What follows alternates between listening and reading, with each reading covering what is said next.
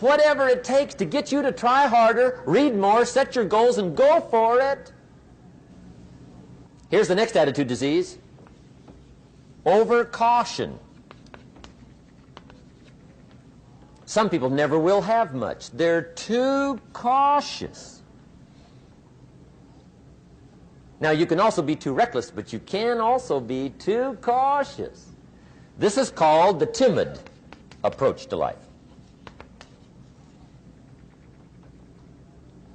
And my caution was always the risk. Risk used to drive me right up the wall. I used to say, what if this happens? It's called the language of the poor. What if this happens? And on top of that, if this was to happen, look at the fix I'd be in. I better not try. I could always ace myself out. Then I'll tell you what changed my whole life when I finally discovered it's all risky. The minute you were born, it got risky. If you think trying is risky, wait till they hand you the bill for not trying. If you think investing is risky, wait till you get the tab for not investing. See, it's all risky. Getting married is risky. Having children is risky. Going into business is risky. Investing your money is risky. It's all risky. I'll tell you how risky life is. You're not going to get out alive. That's risky. The Englishman says, well, if that's the way it's going to work out, let's give it a go. Right, that's what it's for. Give it a go. Somebody says, yeah, but I'm looking for safety and security. Fine, then huddle in a corner. We'll cover you with a sheet, bring you 3 meals a day. And we'll protect you, feed you, look after you, care for you. We won't let anything happen to you. And you'll probably live to be 100. The guy said, well, yeah, I'd live to be 100. But what a way to live. Right. What a way to live, safe and secure. Don't ask for security. Ask for adventure. Better to live 30 years full of adventure than 100 years safe in the corner. And see, it's not important how long you live. What's important is how you live. Here's the next attitude disease. We're almost through with this motley list. In fact, we're almost through. Hang on. The next one is pessimism. Pessimism, the deadly disease of always looking on the bad side, the problem side, the difficult side, checking all the reasons why it can't be done. The poor pessimist leads an ugly life. He doesn't try to figure out what's right. He tries to figure out what's wrong. He doesn't look for virtue. He looks for faults. And when he finds them, he's delighted. How ugly. This is the poor guy who looks through the window, doesn't see the sunset. He sees the specks on the window.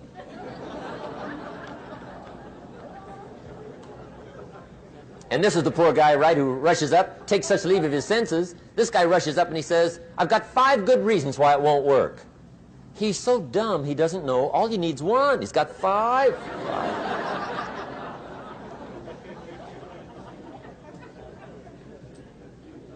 To the pessimist, the glass is always half empty. To the optimist, the glass is half full. Why would the same measure affect people 2 different ways? Answer, it all depends on how you look at it. Our lives are mostly affected by the way we think things are, not the way they are. The way we think they are affects us most.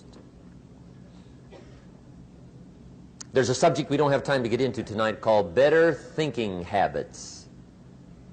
One of the major things Shove taught me when I met him, he said, poor thinking habits keeps most people poor. Not poor working habits. Most people work hard, but they don't think hard. And Shove taught me that the mind is like a factory, a mental factory. And whatever you think about all day long pours ingredients into this mental factory. And that's what builds the economic, social, financial fabric of your life. He quoted me a Bible phrase that says, as you think, so you become. How awesome. When he talked about poor thinking habits, he had me. I used to start the day reading the morning newspaper. I mean, you can believe that or not. I'd get a cup of coffee and read the paper. I'd load up on wars and riots and murders and stabbings and killings and bank robberies and muggings and car wrecks and tragedies. I'd even read the back pages. I seem to like that stuff for some weird reason. I'd load up on all that, and then I'd start the day. You can imagine the kind of days I used to have. You walk around on your financial knees. They call you economic peewee.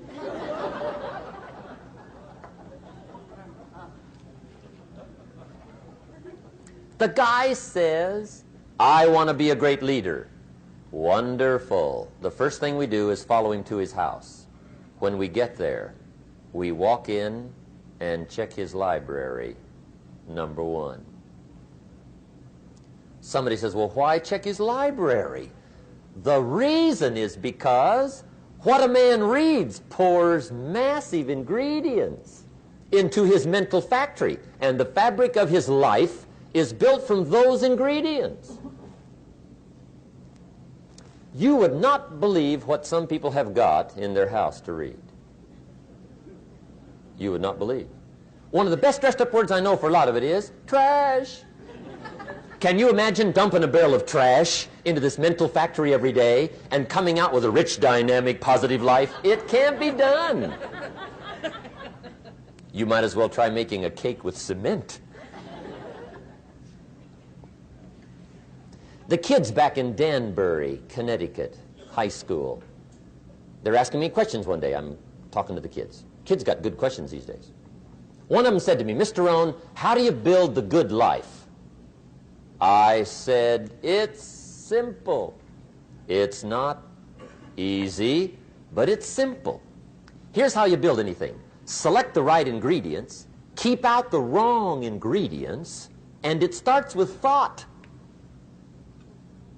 Everything starts with thought. So you must be wise and careful what you think about, because that starts everything. You got to be wise and careful. I asked the kids, what would happen if somebody dropped sugar in my coffee? They said, well, you'd be okay. I said, what if somebody dropped strychnine in my coffee? They said, well, you'd be dead. I said, correct. Lesson one. Life is both sugar and strychnine. You gotta be careful. I said, what if my worst enemy drops in the sugar? They said, will you be okay? I said, what if my best friend, even by accident, drops in the strychnine?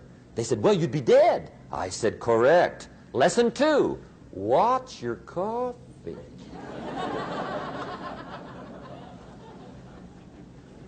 You got to be careful. See, it doesn't matter who hands you the bad stuff. It doesn't matter where you get the bad stuff. It'll still do its damage on your bank account, wherever you get it. Mr. Schoaf gave me one of the greatest phrases when I first met him when he said, Jim, every day stand guard at the door of your mind. How important. Stand guard at the door of your mind. And you decide what goes into your mental factory. Don't let anybody just dump anything they want to in your mental factory, because you've got to live with the results. Okay, here's the last disease, and we're through with this list. In fact, we're almost through. Hang on. The last subject is very brief. The last disease, but this one is deadly. Engage in this one, indulge in it even slightly, and you might as well forget the future, because it's going to forget you. Complaining, crying, whining, griping, a Bible word called murmuring. See, that'll ace your future. Spend 5 minutes complaining, and you have wasted 5. And you may have begun what's known as economic cancer of the bone. Surely they will soon haul you off into a financial desert and there let you choke on the dust of your own regret. I hope I said that well, so you won't forget. It's a deadly disease. If you don't think it's bad, ask the children of Israel of Old Testament fame. Typical of us all, their story just happened to get in the book. Story says, children of Israel were slaves. God performed a series of dazzling miracles and got them out. And now they're heading for the promised land. Remember the story? Heading for the promised land. Tragedy of the story, they never got there. Reason. From day one, they started to complain. They griped about the water. They griped about the weather. They whined and cried and griped about the food. They griped about the leadership. They whined and cried because it was too far, too cold, too hot, too difficult, too miserable. I mean, they whined and cried for years. Finally, God said, I've had it, trip canceled. Or something like that. The story says they died in the desert, never got to the promised land. Which I think means two things. Indulge in this long enough, you get your future canceled. And I guess it also means even God himself can only take so much.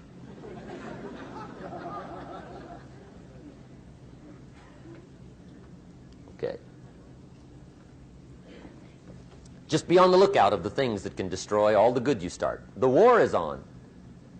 And this evening, tomorrow, mentally, personally, socially, economically, you got to make sure you're winning the war. And this is part of it.